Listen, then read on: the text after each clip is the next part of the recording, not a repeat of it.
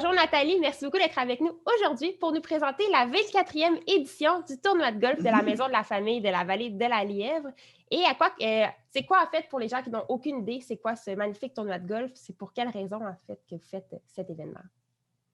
Le tournoi de golf vise à amasser des fonds pour la Maison de la Famille, Vallée de la Lièvre. Donc, nous, on offre des services aux familles de tout le territoire, des services de soutien comme le magasin partage ou les habits de neige. On offre aussi des services d'animation. Par exemple, pour les 0 à 5 ans, on a des programmes spécifiquement pour eux et pour les 5 à 12 ans aussi. Et surtout, on vient en aide aussi aux parents. Là. On les soutient dans leur démarche familiale. Donc, les sous amassés vont vraiment essentiellement soutenir tous ces programmes-là. Puis comment est-ce qu'on peut participer au tournoi de golf? C'est quoi le fonctionnement justement pour ramasser les dons? Bien, il y a 2 volets. Le premier volet, c'est des commandites.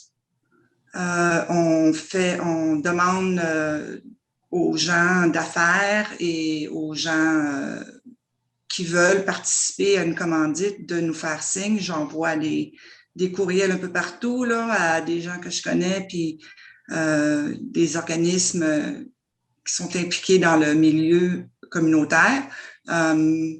Et puis, eux nous donnent des commandites. Donc, ça peut être, par exemple, commanditer un trou sur le parcours, ou ça peut être commanditer des voiturettes, ou encore mieux, des fois, ils nous donnent assez de sous pour qu'on puisse commanditer une tente ou des choses comme ça. Puis il y a également un choix. Ouais. Ça, c'était la première option, par contre, pour ramasser des sous. C'est quoi la deuxième option? Oui, la deuxième option, pardon, c'est évidemment venir jouer au golf. Alors, les inscriptions se passent au mois d'août. Ça va être en ligne cette année, ça c'est nouveau. Et puis, il s'agit juste de s'inscrire, un foursome. Et puis, voilà, vous venez de soutenir une belle cause. Puis, vous allez aussi avoir une très belle journée de golf. Puis, à quoi qu'on peut s'attendre justement dans cette magnifique journée de golf? Ben, c'est un tournoi qui s'appelle un crossover. Ça veut dire qu'il y a un départ qui se fait au premier, puis un départ qui se fait au 9e en même temps. Donc, ça roule quand même beaucoup. Il va y avoir de l'animation en espérant que les règles sanitaires nous permettent. Il va y avoir de l'animation sur le parcours, des petits concours, par exemple, plus long coup pour les hommes ou plus long coup pour les femmes, des trucs comme ça.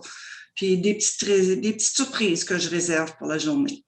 Super. Puis là, vous n'avez pas mentionné la date de l'événement. Ah, ben là, c'est le 10 septembre. Habituellement, là, c'est toujours une super belle journée. C'est juste à la fin de l'été.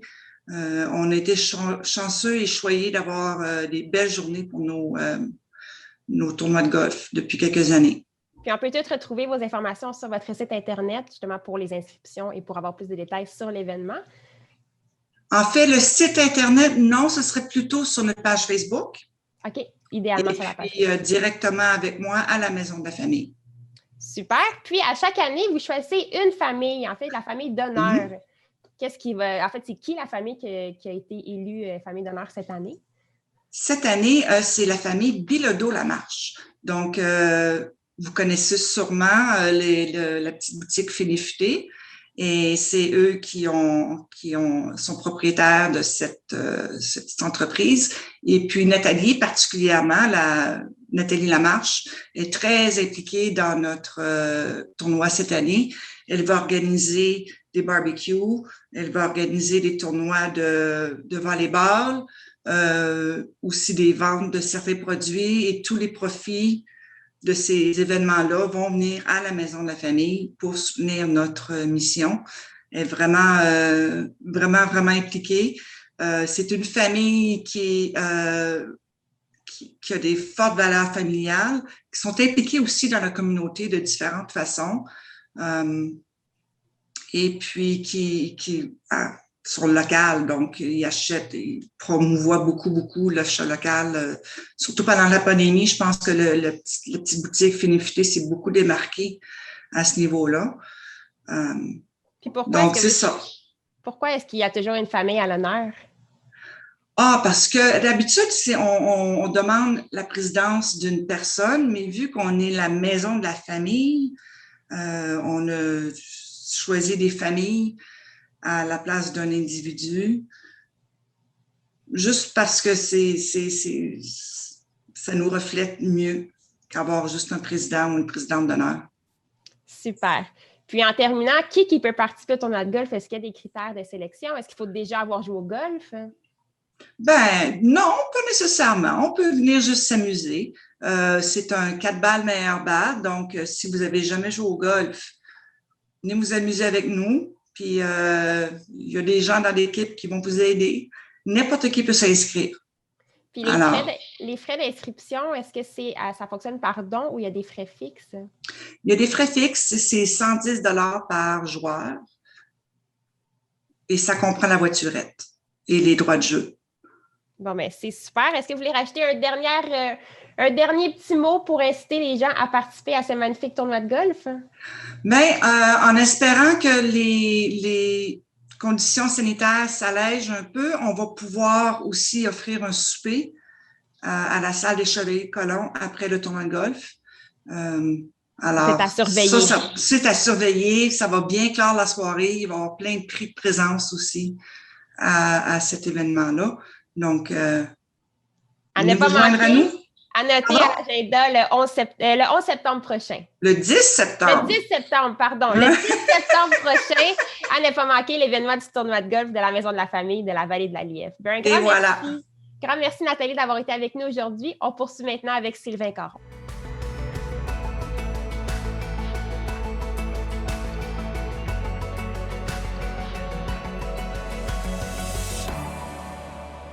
Salut Sylvain, je suis très contente de te retrouver encore une fois pour une chronique techno. Ça faisait quelques semaines qu'on n'avait pas eu de tes nouvelles. Donc, qu'est-ce que tu nous as préparé cette semaine? Eh bien, cette semaine, on parle de réassignation.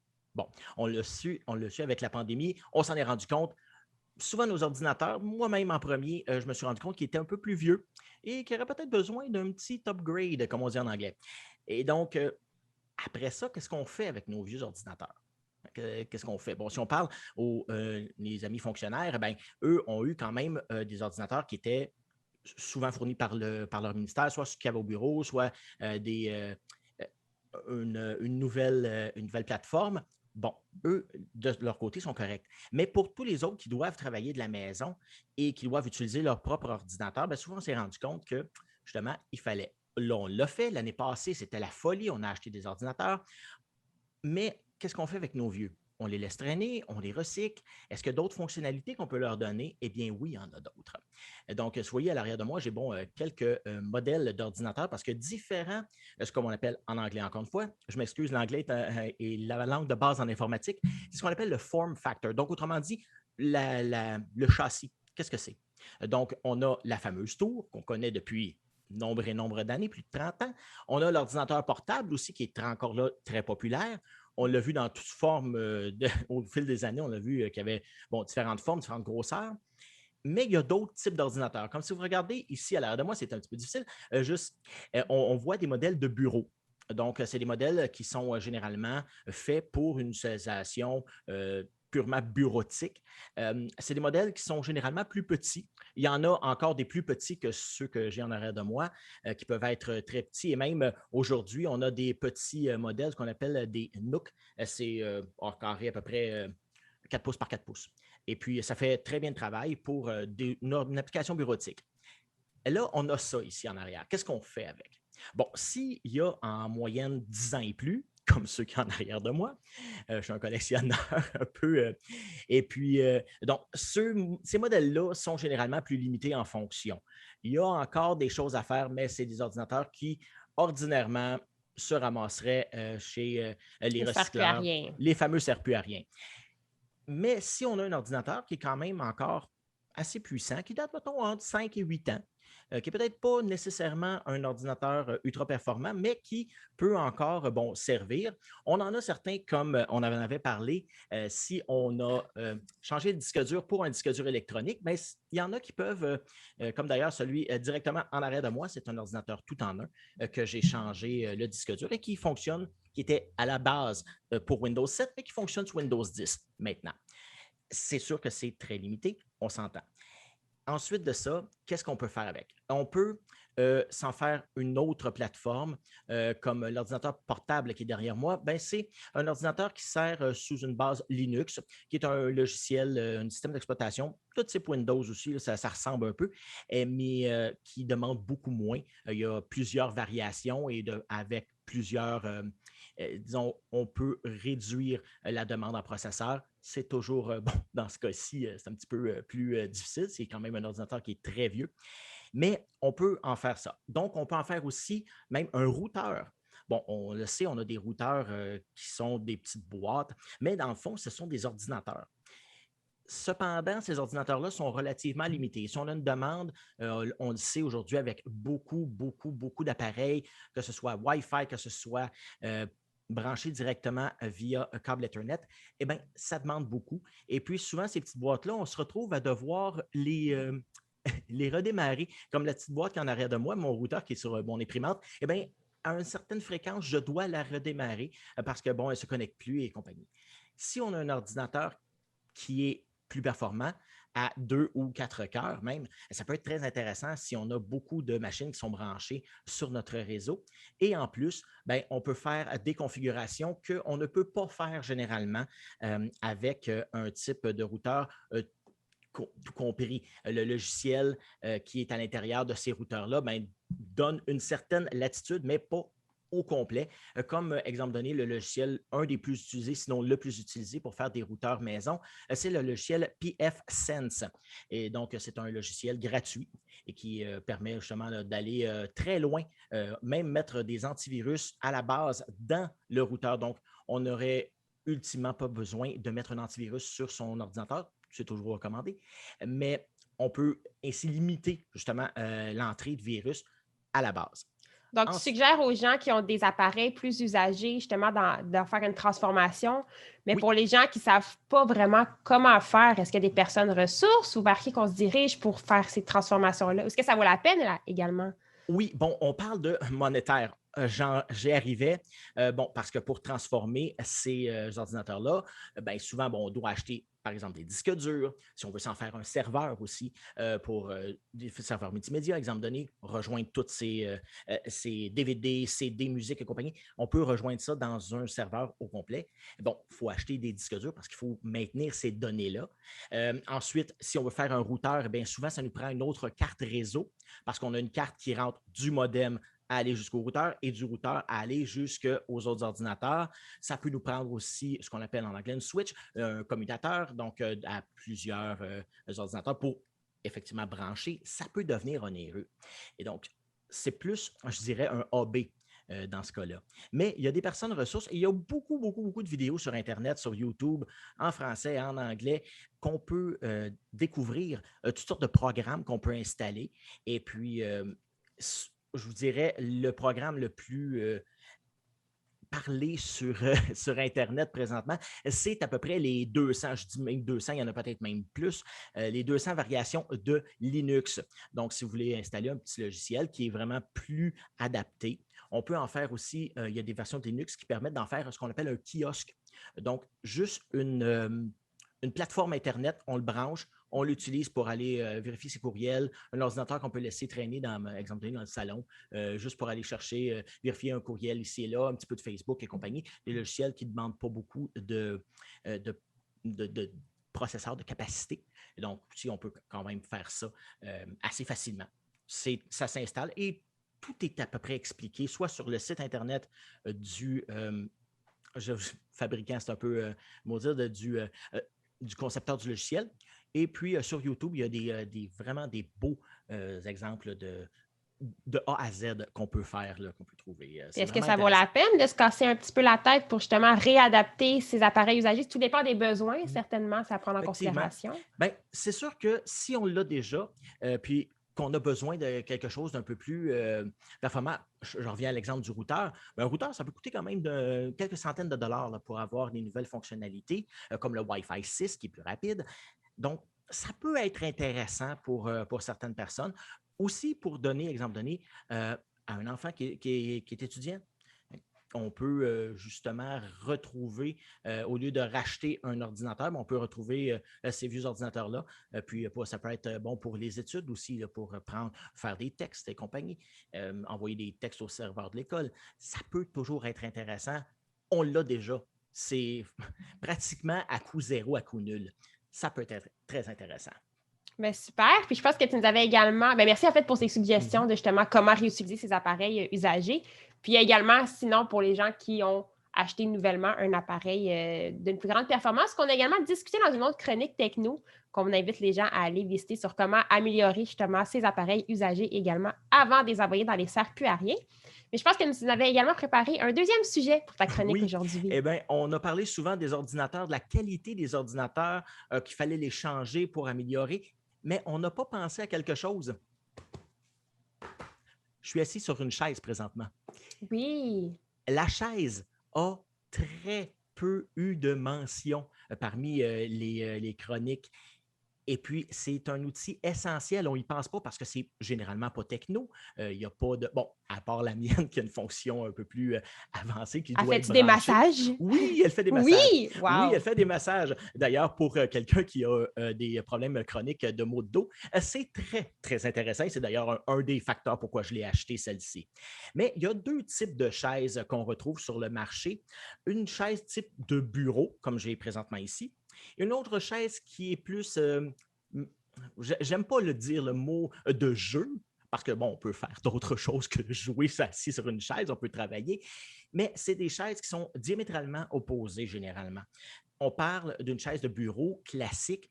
Bon, on trouve beaucoup de coussinage, c'est quand même assez confortable. On s'assoit dedans, on se sent un peu calé. Même si les nouvelles sont un petit peu plus rigides, mais comme la mienne présentement, je cale à peu près d'1 pouce quand je rentre dedans et aussi au niveau du dos. Après quelques heures, par contre, notre dos a tendance à courber un peu et à se laisser affaler. Les épaules se voûtent naturellement ou le derrière s'en va vers l'avant. On se laisse glisser puis littéralement. On a le dos comme ça par la suite. Et c'est le bas du dos généralement qui va en souffrir. Dans les chaises de jeu, c'est une chaise qui est excessivement rigide. Tu peux en parler, tu en as essayé quelques-unes. Moi aussi, d'ailleurs, au bureau, c'est ça qu'on a. On a changé nos chaises. Et à la première vue, il faut réapprendre à son cerveau qu'est-ce que le confort. C'est niaiseux à dire, mais la première fois que je me suis assis, mon cerveau m'a dit non. Tu ne peux pas être confortable là-dedans. C'est raide comme de la barre. On jurait un banc moulé. Je compare ça un peu à un banc de Formule 1. Les bancs de Formule 1, c'est vraiment moulé aux fesses et au dos du conducteur. Bien, c'est à peu près ça.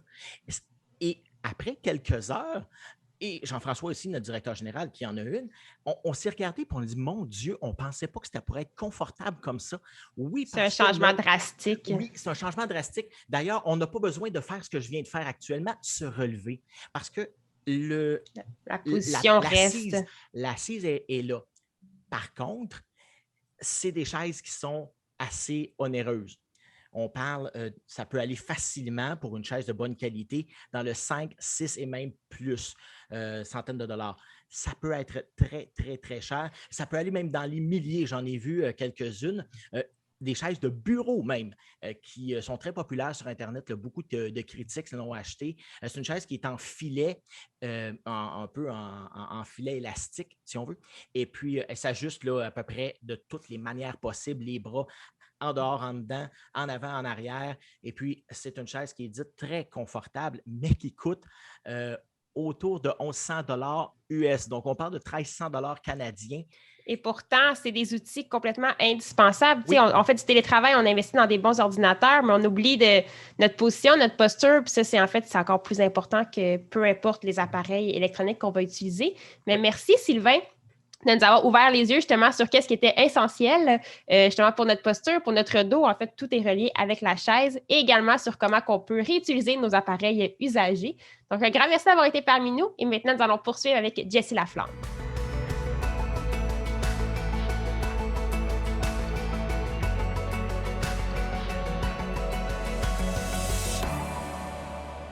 Salut Jessie, merci d'être encore avec nous cette semaine pour une autre chronique culturelle. Et cette semaine, on parle de golf. Oui. Et avant même qu'on se lance dans les différents centres qu'on peut aller pratiquer le golf, tu sais que ça ressemble à quoi les mesures COVID en ce moment?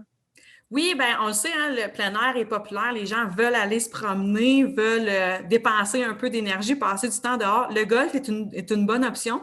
Mais comme tu as bien dit, Stéphanie, oui, il y a des mesures à respecter, dont la distanciation toujours. On essaie de rester à 2 mètres. Le partage d'équipement, pas très recommandé. On essaie de garder nos propres bâtons. Parlant de bâton, ben pour replacer le sable quand on tombe malheureusement dans une trappe de sable, on y va avec son pied ou avec son bâton et non avec le traditionnel râteau qu'il y avait avant. Pour ce qui est des drapeaux, on les laisse dans les greens, dans les trous. On suggère aussi d'imprimer la carte de pointage avant d'arriver sur place et évidemment, il faut aussi réserver son départ avant d'arriver sur place et on demande d'arriver maximum 30 minutes avant son temps de départ sur le site et non comme avant, on pouvait arriver 1 heure ou 2, là, on demande 30 minutes. Donc, en gros, là, c'est pas mal les règles, mais ça n'empêche pas qu'on peut quand même vivre une très belle expérience là, sur le terrain. C'est une bonne alternative en ce moment pour la distanciation. Tout à fait. Du côté des terrains de golf, qu'est-ce que tu nous suggères? Oui, on est chanceux parce qu'on en a quand même plusieurs sur le territoire, dont un à Buckingham. Sa particularité, justement, c'est que c'est en plein milieu du centre-ville pratiquement. Et c'est évidemment le club de golf de Buckingham qui a été conçu en 1933. À l'époque, on ne retrouvait que 9 trous.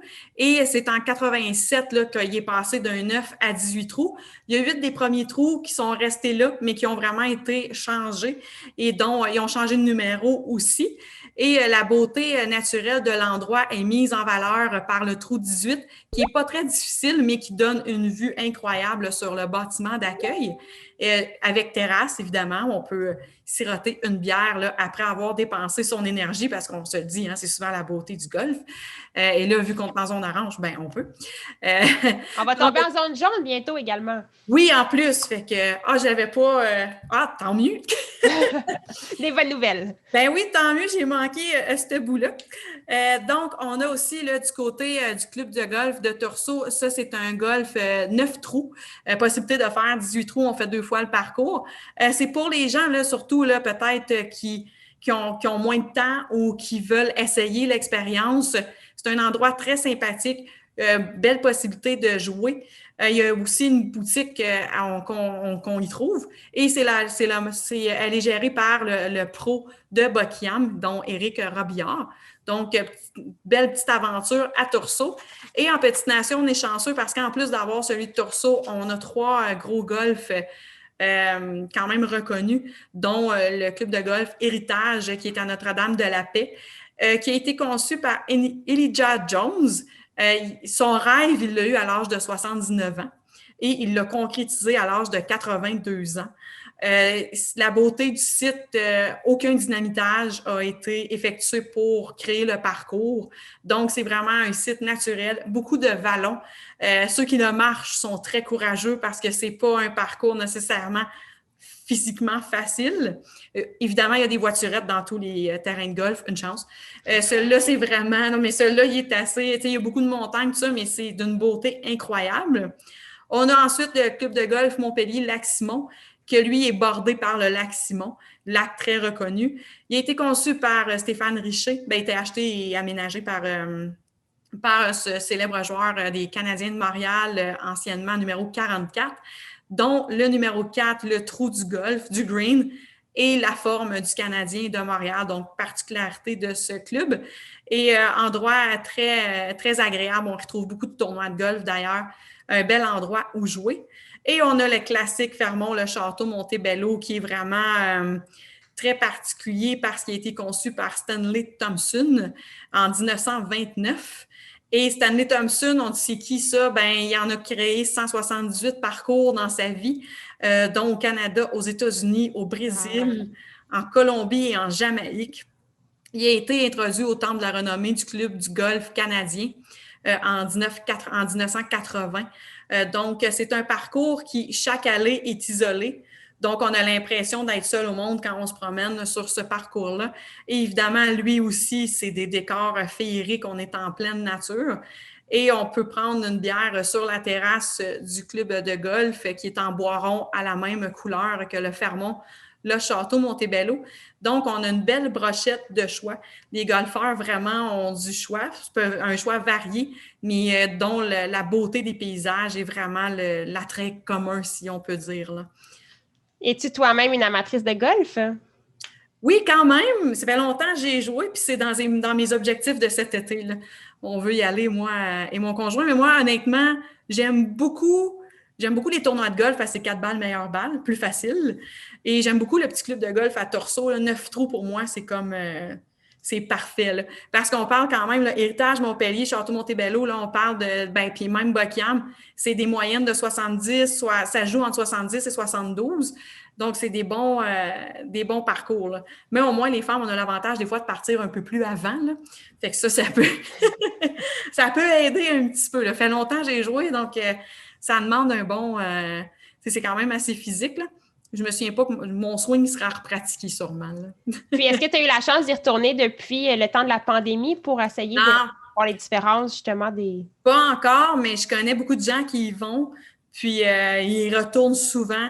Puis ils aiment beaucoup, justement, parce que c'est très sécuritaire comme sport. On est en pleine nature. On est avec, tu sais, dans la voiturette, on y va avec quelqu'un. Bien, souvent, c'est la même bulle familiale. Donc, tu sais, c'est une belle activité à pratiquer en plein air, là.